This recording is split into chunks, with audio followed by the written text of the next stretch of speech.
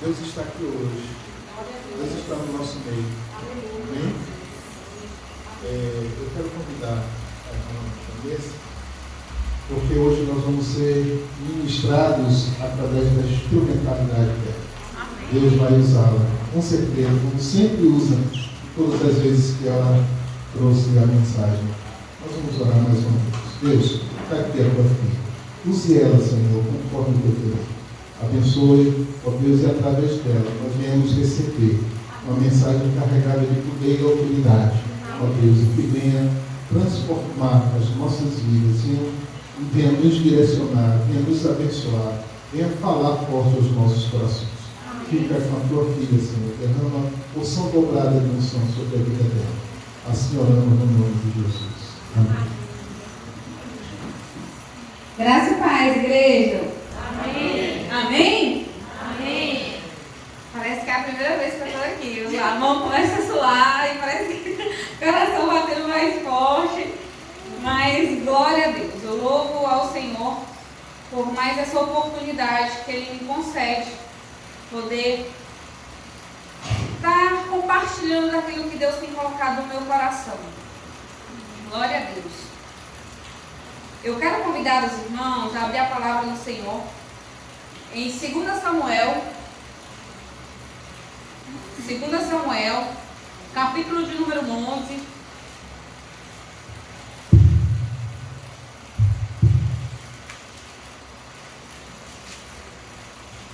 Segunda Samuel, capítulo 11.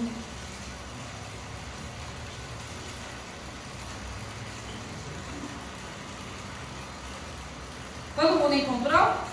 Amém. Amém? 2 Samuel, capítulo 11. O pastor fez uma série de ministrações aqui, caminhando em triunfo. Mais ou menos isso, não é isso, pastor? Vivendo em triunfo. E aquilo que Deus confiou ao meu coração segue nessa mesma direção. Nós precisamos aprender, a Bíblia vai dizer que tudo aquilo que foi escrito no Velho Testamento é para o nosso aprendizado. Tudo aquilo que foi escrito na Bíblia é para o nosso aprendizado. A gente pegar a história, aquilo que a gente está lendo e aplicar para as nossas vidas. Não olhar se essa palavra era para fulano. Não, se fosse para fulano, eu não estaria aqui hoje. Essa palavra que nós vamos estudar nessa noite, o que Deus vai falar com cada um de nós nessa noite, é para nós. É para mim. Fala aí, é para mim. É para mim. É para nós. Deus, Ele quer falar com cada um de nós. 2 Samuel, capítulo de número 11, o texto vai falar o seguinte: decorrido um ano, no tempo em que os reis costumavam sair para a guerra, enviou Davi a Joabe e os seus servos com ele e a todo Israel, que destruíram os filhos de Amon e sitiaram Arrabá. Porém, Davi ficou em Jerusalém. Uma tarde levantou-se Davi do seu leito e andava passeando no terraço da casa real. Daí viu uma mulher que estava tomando banho. Era ela muito formosa. Davi mandou perguntar quem era. Disseram-lhe: é Batseba, filha de Eliã, mulher de Urias do Eteu. Então enviou Davi mensageiro que a trouxeram. E ela veio, ele se deitou com ela. Tendo-se ela purificado da sua imundícia, voltou para sua casa. A mulher concebeu e mandou dizer a Davi: estou grávida. Curva a sua cabeça por um instante, no nome de Jesus. Pai, nós estamos diante da tua palavra. Palavra que é viva, que é eficaz. Essa palavra que nos transforma, essa palavra que nos direciona. Nós estamos diante da tua palavra. Tudo aquilo que se levantar para roubar essa semente que será ministrada, que foi lançada nessa hora, que caia por terra em nome de Jesus. Que essa palavra venha frutificar nos nossos corações, nas nossas vidas. Que ela venha fazer, ó Deus, aquilo a qual ela foi designada, no nome de Jesus. Amém. Louvado seja o nome do Senhor. Nós sabemos, queridos, que Davi foi um homem que foi chamado por Deus, um homem segundo o seu coração. A história bem no início vai dizer que quando Saul ele desobedece ao Senhor, oferecendo o sacrifício que ele não podia fazer, fazer, fazendo aquilo que ele não podia fazer, Deus rasga o reinado de Saul e diz: olha, eu tenho escolhido para mim um homem segundo o meu coração, um homem que irá me obedecer. E o texto vai dizer que logo após, tempo depois, Samuel é enviado à casa de Jessé, seu belemita, e ele unge a Davi como rei. E o texto vai dizer, a história nós conhecemos muito bem, que Deus enxerga Davi um homem segundo o seu coração. E às vezes nós olhamos para isso, olhamos para toda a trajetória de Davi, e às vezes nós nos perguntamos como que um homem que errou, um homem que fez do que fez, foi chamado um homem segundo o coração do Senhor. Nós precisamos entender o amor. Deus olha para Davi, quando Deus escolhe Davi, Davi ainda não tinha cometido os pecados, no qual nós vamos falar nessa noite. Mas mesmo assim, Deus olha para Davi e diz: olha, esse é um homem segundo o meu coração. Talvez é assim que às vezes nós muitas vezes não entendemos como é que Deus, eu errei, eu pequei, e Deus não me ama mais, Deus está zangado comigo. Aquilo que nós fazemos não muda o amor de Deus por cada um de nós. Eu preciso entender que independente daquilo que eu faça, isso não muda aquilo que Deus sente por mim, a forma como Deus me vê. Eu posso estar no pecado, eu posso estar errada, mas eu continuo sendo filha de Deus. Só que um filho de Deus, verdadeiramente, ele pode cair, mas ele não vive na prática do pecado. Ele não vive na prática do erro. E o texto vai dizer que Davi, o texto onde nós começamos a leitura dessa noite, vai dizer que na época em que no tempo em que os reis costumavam sair para a guerra, Davi já era rei. Davi já tinha assumido o reinado, e o texto vai dizer que aquela época era a época que os reis saíam para a guerra. Davi, por algum motivo, ele escolhe ficar em casa. E o texto nós conhecemos muito bem. Davi fica em casa, Davi, numa bela tarde calorosa, se fosse aqui na Bahia, para nós seria aquele sol escaldante do mês de setembro, de agosto para setembro. E Davi, ele resolve passear no terraço do Palácio Real. Davi avista uma mulher tomando banho. E o texto vai dizer que Davi olha para aquela mulher, avista uma mulher formosa. E a Bíblia vai dizer que ele diz: olha que mulher bonita. E quando pergunta: quem é aquela mulher? E o texto vai dizer que diz: olha, aquela mulher é Batseba. Ela é filha de Eliam. Ela é filha de Eliam. Ela é mulher de Urias. E o texto vai dizer que Davi resolve mandar chamar aquela mulher. E aquela mulher, ele chama aquela mulher para o seu palácio, ele tem relações com ela. E para Davi, vida que segue. Mandou a mulher embora, vida que segue. Só que o que Davi não imaginava, queridos, é que aquela mulher fosse engravidar. Mais tarde a notícia chega, a Bíblia diz que ela manda avisar para Davi: olha, estou grávida. E eu imagino o que se passou na cabeça de Davi. Como eu vou fazer para esconder o meu pecado? Como eu vou fazer para esconder o meu erro? O que eu vou fazer para que as pessoas não saibam o que eu cometi? E muitas vezes a nossa preocupação é esconder das pessoas aquilo que nós temos vivido, aquilo que nós temos feito. Mas Davi, ele se esquece de que os olhos do Senhor estão em todos os lugares. Os olhos do Senhor estão sobre toda a terra. Os olhos do Senhor, não há nada escondido. O salmista vai dizer: olha, se eu fugir para o mais profundo abismo, ali o Senhor vai estar. Nada fica encoberto diante dos olhos do Senhor. E Davi, ele começa a maquinar de todas as formas como esconder o seu pecado. E aí o texto vai dizer, a história vai dizer, que Davi, ele manda chamar Urias. E aí ele diz: olha, Urias, venha para casa, você tem o direito de passar uma noite em casa. E Urias, o texto vai dizer que Urias, ele não vai para casa. Ele sai da conversa com o fica de plantão na porta do palácio.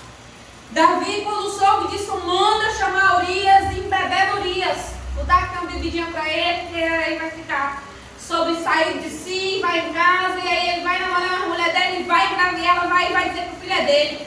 E o texto vai dizer que Urias não foi para casa. E o desespero de Davi começa a aumentar.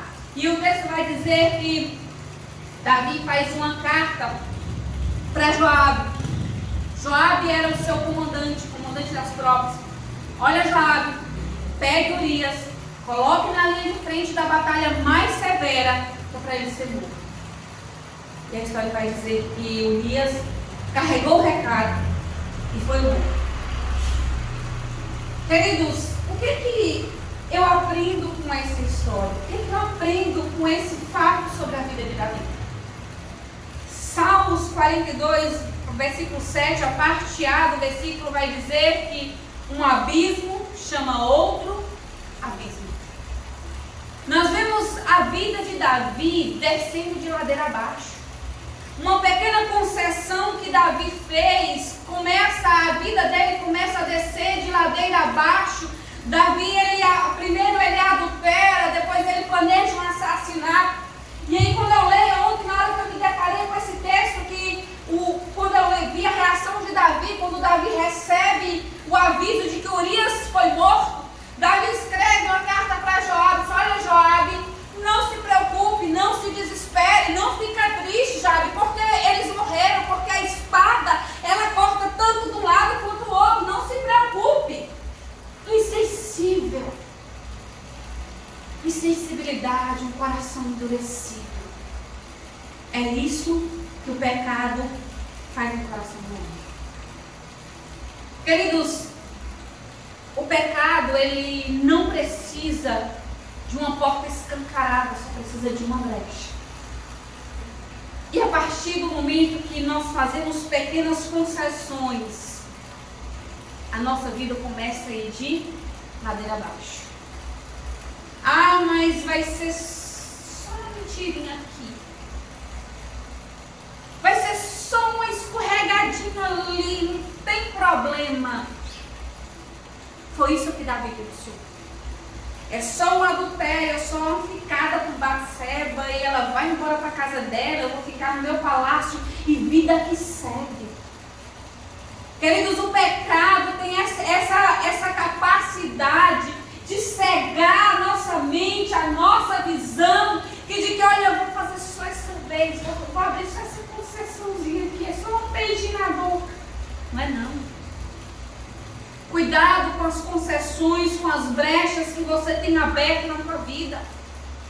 Assim como Davi, nós estamos em meio a uma guerra, não é tempo de nós descansarmos, não é tempo de nós pendurarmos a chuteira e achar que está tudo bem, deixa a vida me levar. As coisas, elas não funcionam dessa forma. A palavra do Senhor vai dizer que o nosso inimigo, o inimigo da nossa alma, ele está ao nosso redor. Eu preciso entender constantemente que eu estou em uma batalha, eu estou em uma guerra, porque há um inimigo da minha alma que em todo tempo quer me tirar do propósito que Deus tem para a minha vida. A grande falha de Davi, a raiz do pecado de Davi, nesse ato aqui, foi não estar onde ele deveria estar naquele tempo. Porque Davi não era tempo de descansar, não era tempo de Davi ficar no palácio, era tempo dos reis irem às guerras.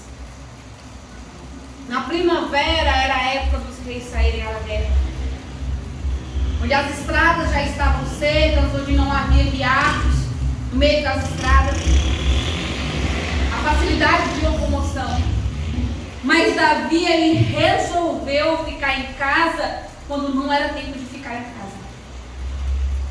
Queridos, nós precisamos discernir os tempos e as estações das nossas vidas.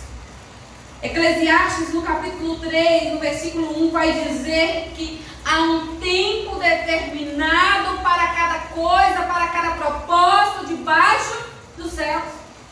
Há tempo de plantar, há tempo de colher,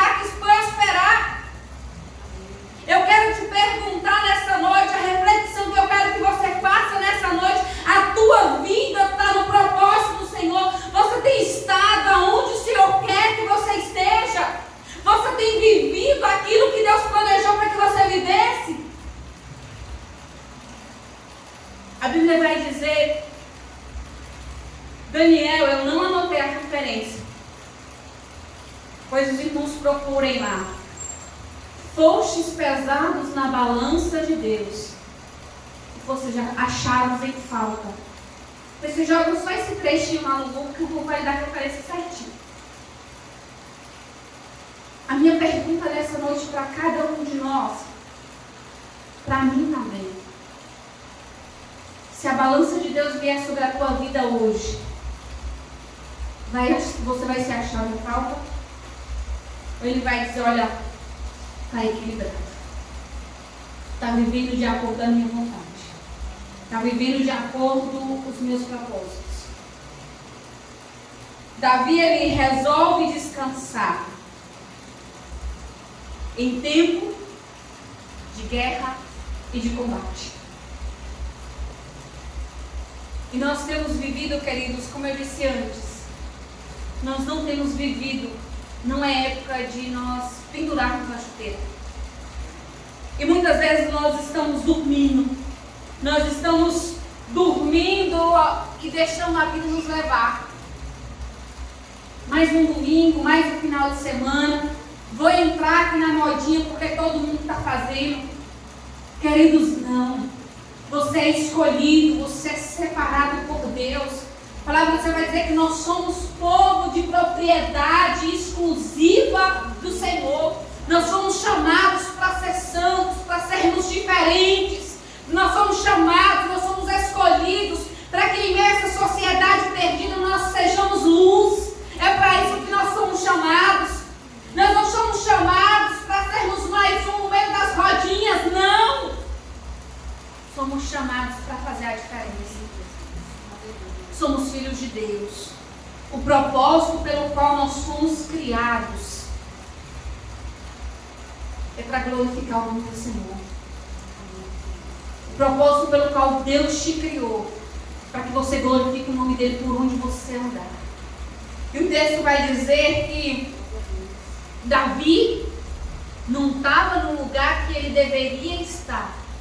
E por conta disso, Davi pecou, adulterou, mentiu, planejou um assassinato.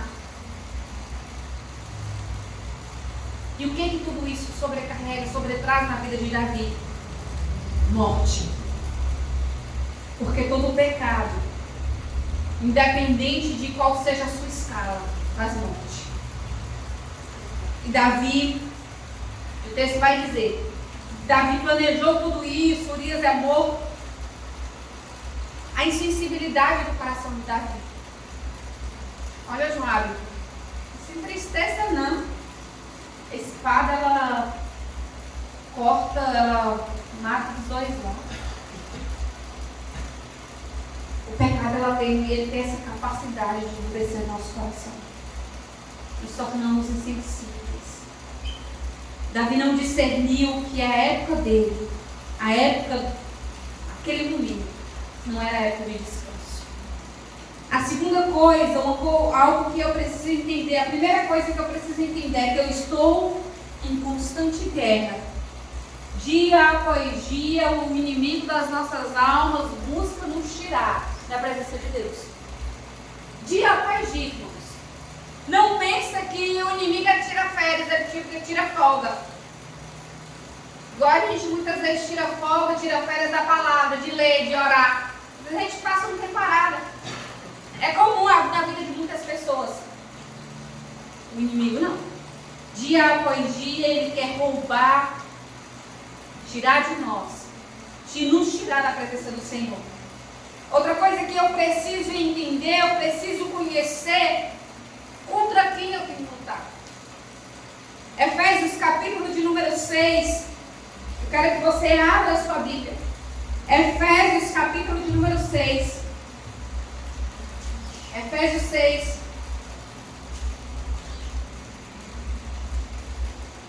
A palavra do Senhor vai dizer o seguinte, Paulo vai dizer o seguinte, a palavra de Deus através da vida de Paulo. Porque nós não estamos lutando contra gente feita de carne e sangue, mas contra os poderes e autoridades, contra os dominadores desse mundo de trevas, contra as forças espirituais do mal nas regiões celestes.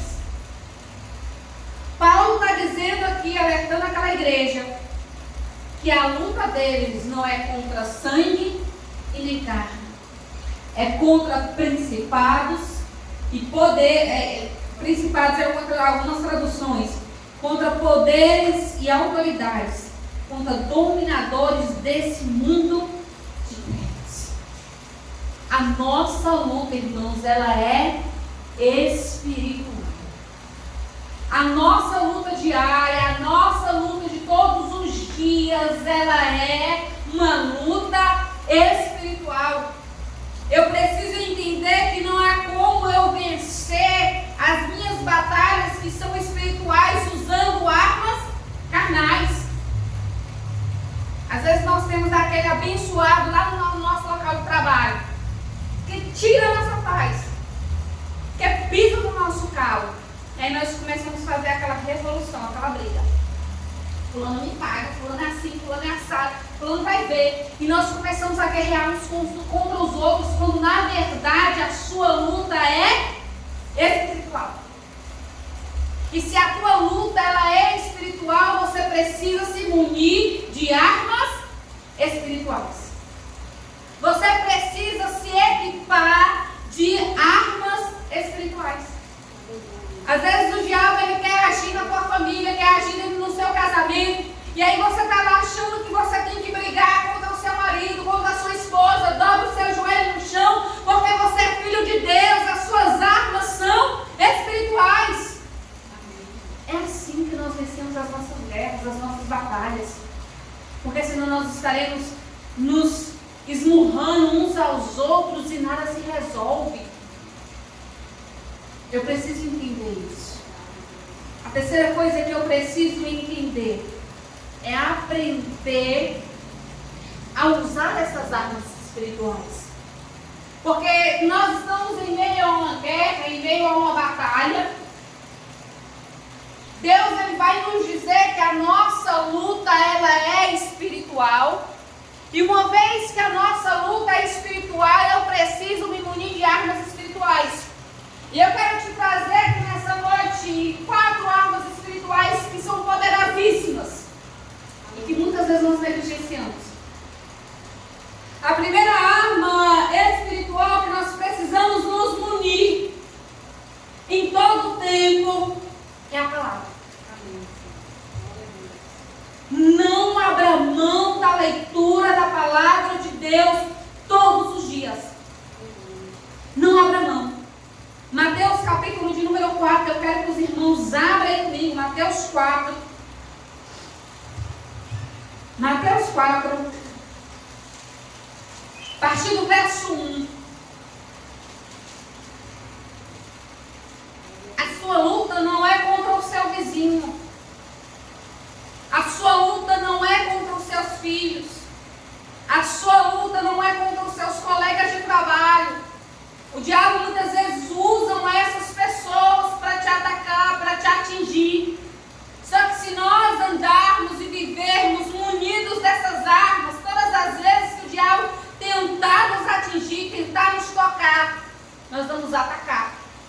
Porque, queridos, não adianta eu querer vencer, matar o mosquito da dengue usando um revólver.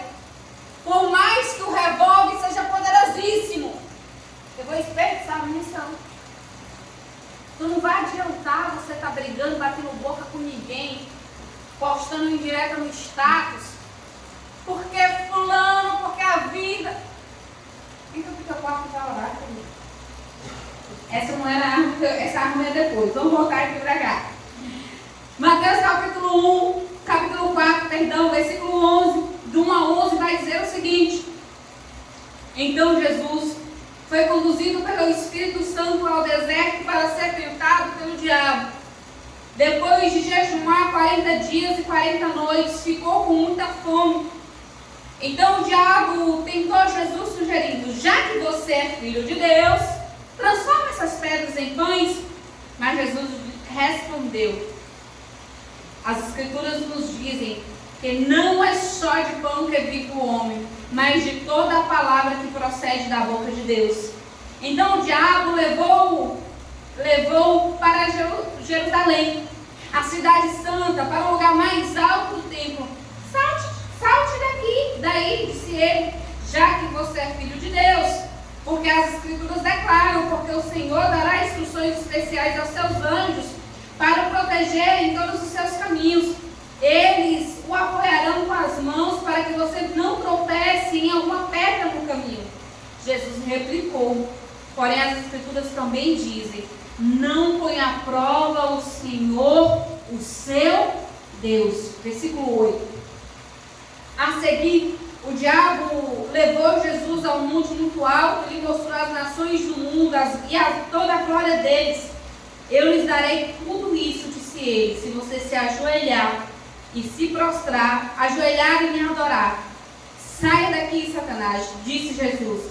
As Escrituras ordenam, adore somente ao Senhor, seu Deus, sirva somente a Ele. Então o diabo foi embora e os anjos vieram e cuidaram de Jesus.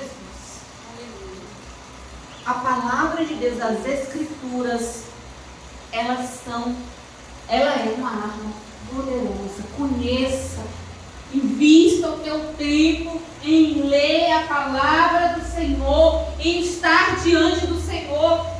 Eu já compartilhei aqui com os irmãos uma vez. Meu guarda-roupa era porque eu já preciso. Ele tinha as partes em branco e ali eu escrevia vários versículos. Eu estava lá no meu momento com Deus e aí alguma palavra falava comigo. E eu lá escrevi ele todo, até que não ficou lugar algum para escrever. Eu já estava partindo para escrever na parte de dentro.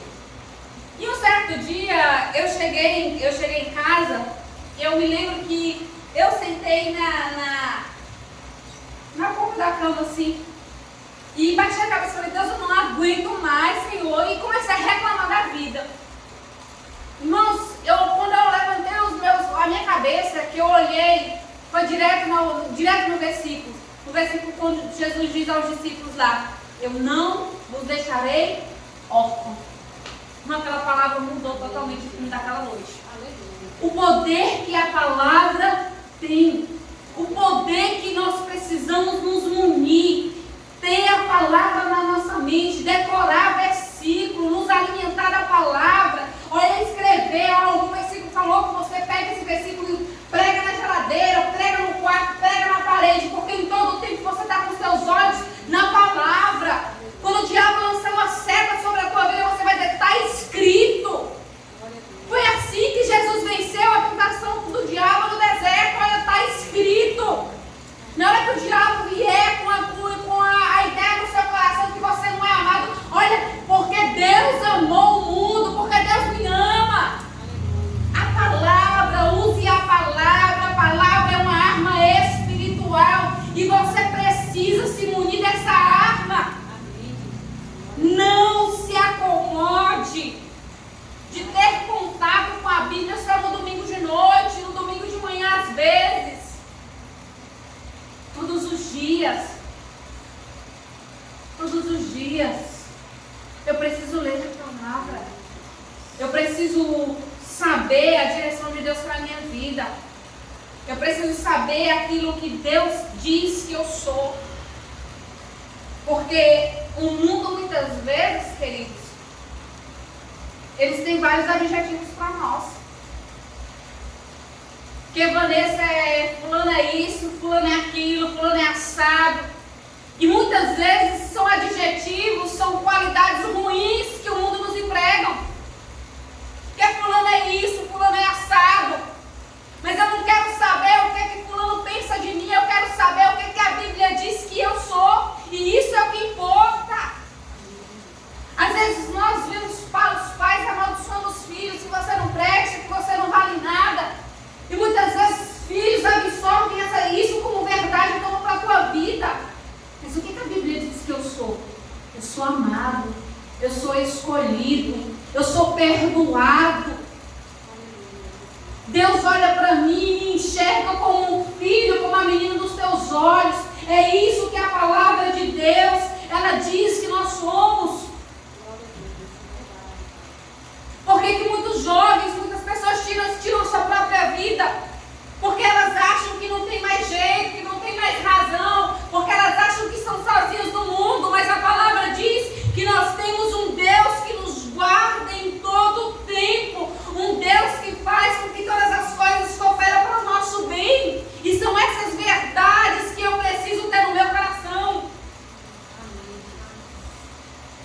conforme, queridos, em ouvir a palavra apenas no domingo de noite. Ah, mas eu não sei ler a Bíblia. Eu falei, você lê os Salmos. Comece em Salmos, comece em Provérbios. Provérbios é cheio de conselhos que, se nós colocarmos em prática, uau, nós vamos viver em triunfo. Ah, mas eu não entendo o Velho Testamento. Nem eu tenho hora que eu não entendo. Nós vamos lá agora, vamos para Provérbios, vamos para Salmos, vamos para João. Mas não abra mão dessa arma todos os dias. Entenda que você, todas as vezes, quando você se levanta pela manhã, você já venceu uma batalha. Já venceu uma batalha. Agora eu vou me unir para vencer todas as outras que estão por vir. Vou ler a palavra.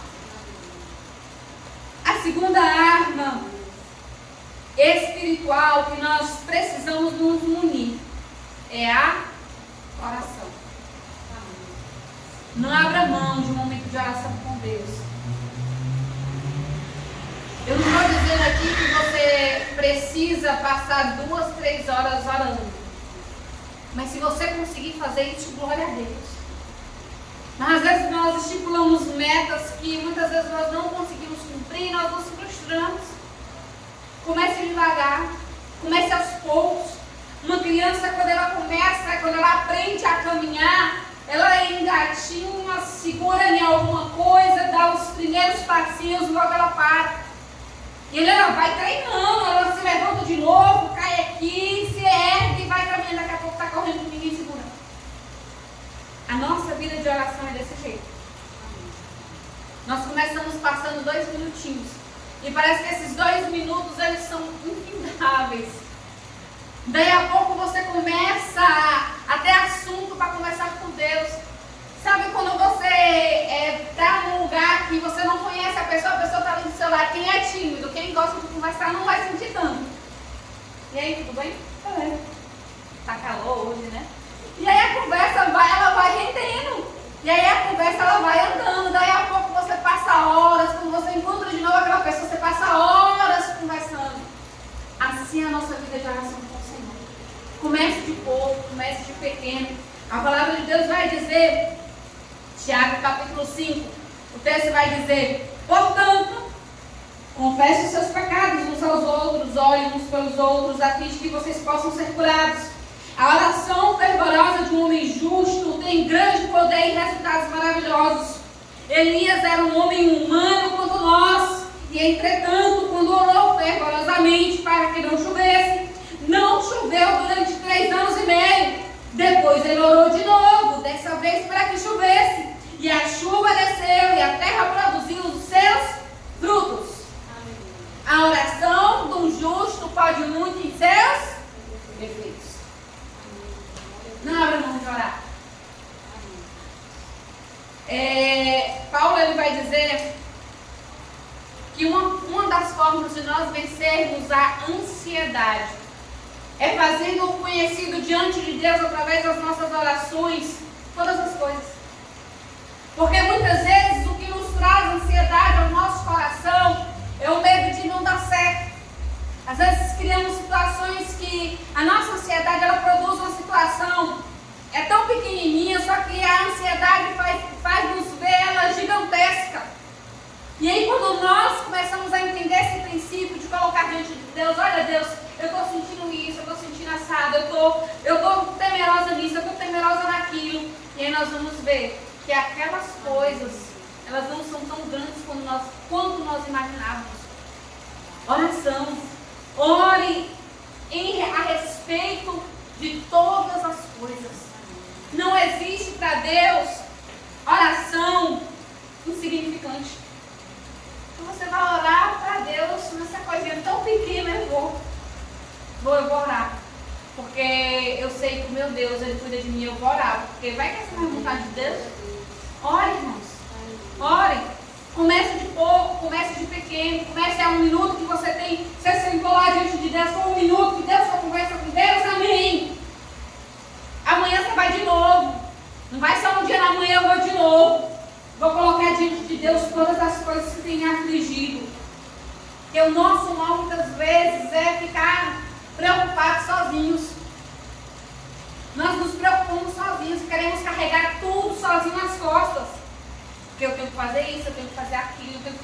estressada, tendo que fazer assim. Semana eu estava preocupada com as coisas. Eu falei, Deus, eu não fui irresponsável para que isso acontecesse. Então, portanto, eu coloco nas mãos do Senhor. Que o Senhor resolva. E Deus foi trabalhando assim nas coisas e aquilo trouxe paz no meu coração. Deus, Ele cuida de nós. O que nós precisamos é orar, nos unir. Porque quando o diabo ele coloca o desespero no nosso coração, queridos, tem gente que tira a própria vida. Eu não quero mais viver porque a vida acabou e pum. Mas quando nós entendemos que há um Deus que cuida de nós, nós vamos colocar diante dele aquilo que tem afligido no nosso coração. O menor que seja. Deus, isso tem tirado a minha paz. Deus, isso tem roubado a minha paz. Senhor, toma conta. Deus cuida. Você vai ver que Deus vai agir na tua vida. Outra arma que é poderosa, que nós temos muitas vezes descansado, nós temos pendurado a chuteira, é o jejum. Queridos, o jejum, olha o que Mateus capítulo 17 vai dizer, capítulo 17, 18 a 21. O contexto desse texto aqui, os discípulos eles estavam tentando expulsar um demônio de um homem. E eles não conseguiram. E Jesus desce do monte e aí eles perguntam, mas e Jesus ele expulsa o demônio daquele homem. E aí os discípulos perguntam para Jesus, versículo 19.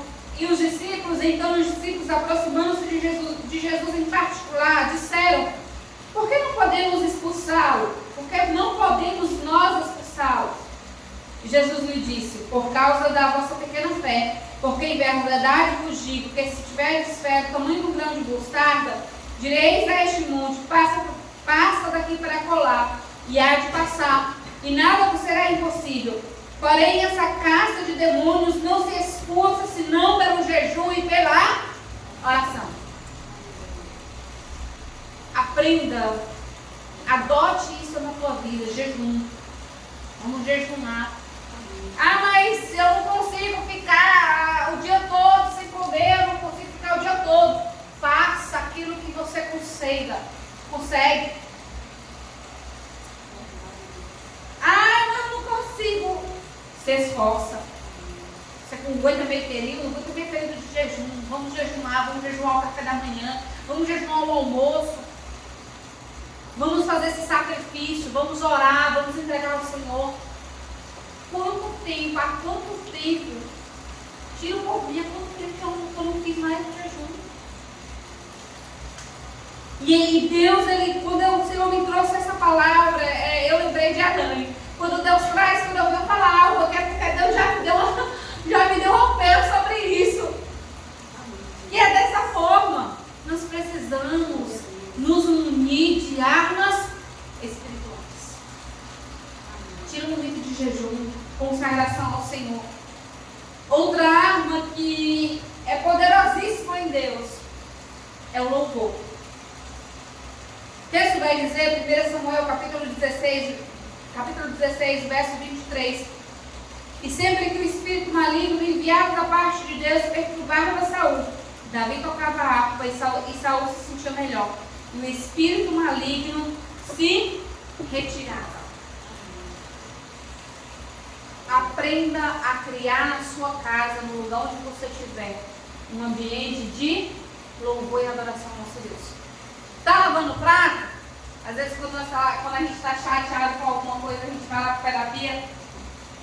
Por que fulano fez isso comigo? Você está lavando os pratos. Por que fulano fez isso comigo? Aí daqui a pouco aquilo vai encher o seu coração de raiva. E joga aquele prato na pia, joga a colher, e começa a bater nas panelas, porque aquela ira vai tomando conta do seu coração. Você está ruminando aquilo ali, aquilo que fulano fez com você. Mas eu não mereço isso, por que fulano me tratou assim? Ao invés disso, crie um ambiente de louvor na sua casa.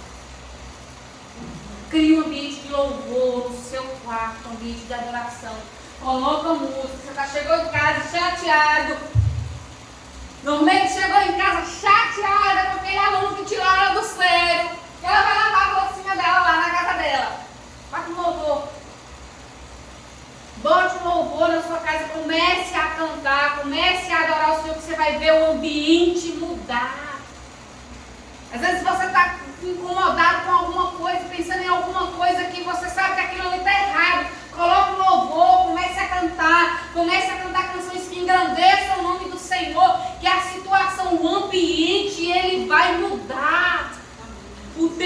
vai dizer que Davi, que Saul, quando ela estava atormentada pelo espírito maligno, Davi tocava e o espírito maligno se retirava.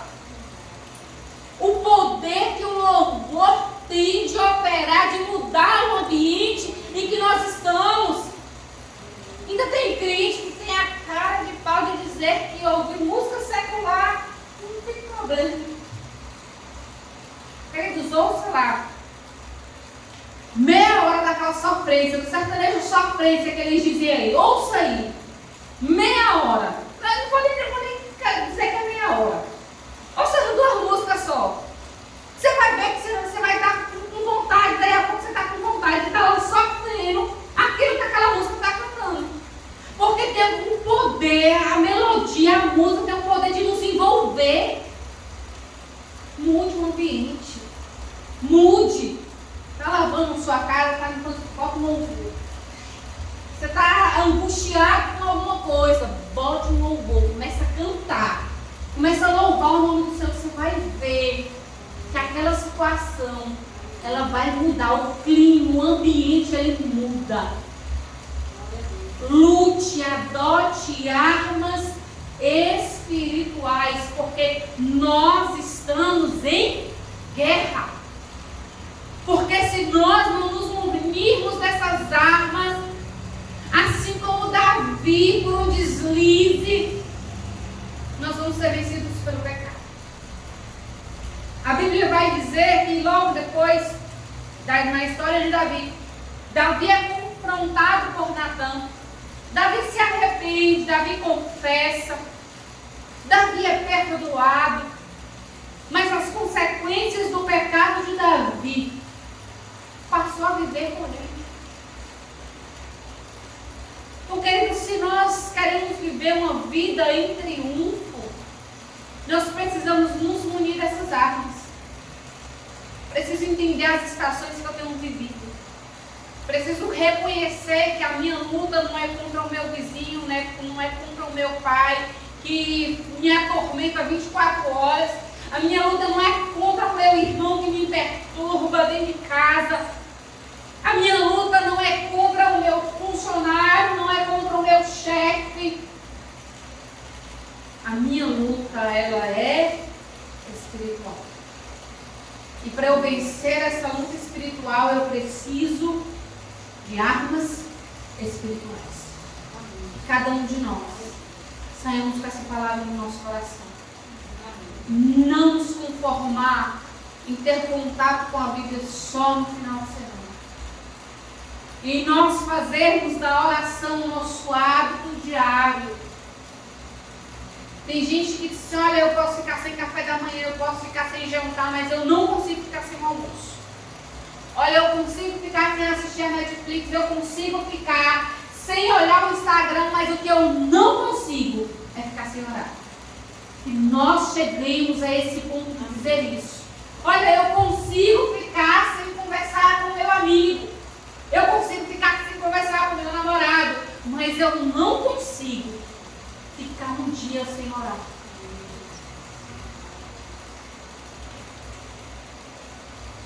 Venhamos nos unir essas armas.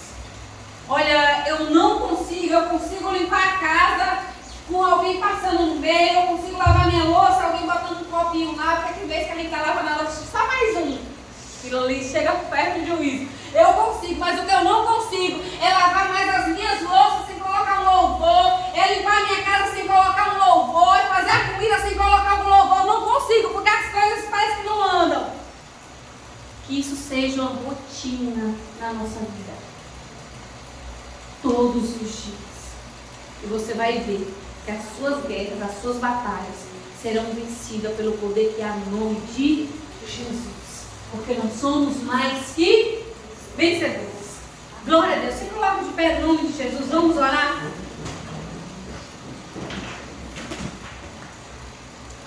Obrigada, Jesus. Obrigada pela tua palavra. Obrigado pelos ensinamentos do Senhor. Te louvo. Que essa semana seja uma semana de bênçãos, de vitória sobre a vida de cada um de nós.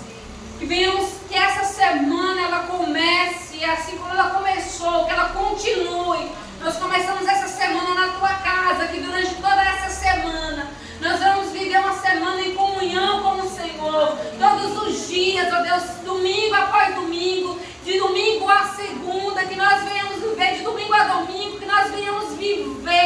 uma vida de comunhão com o Senhor, uma vida, Deus, nos pés do Senhor, lendo a tua palavra, orando ao Senhor, jejuando ao Senhor, louvando e adorando ao Senhor em todo o tempo, ó Pai. Que as nossas vidas venham te agradar e que possamos viver em triunfo, porque o Senhor nos fez mais que vencedores em Cristo Jesus. E eu te louvo porque somos escolhidos pelo Senhor. Te louvo por cada vida aqui neste lugar. Que o Senhor continue com cada um de nós, ó Pai, no nome de Jesus. Amém. Graças a Deus. Podem se sentar, irmãos, pastor.